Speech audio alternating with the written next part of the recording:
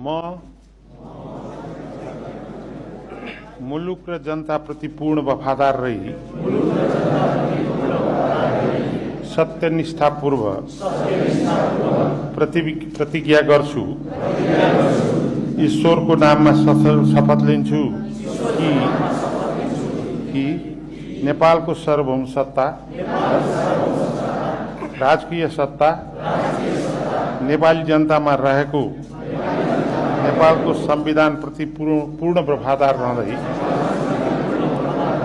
प्रतिनिधि सभाको सदस्य पदको कामकाज प्रचलित कानूनको अधीनमा रही मुलुक र जनताको सोझो चिताई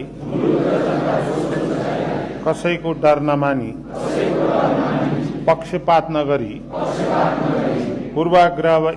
पूर्वाग्रह वा खराब भावना नलिई पदीय गोपनीयता कायम राखी ईमानदारीता साथ काम गर्नेछु। धन्यवाद।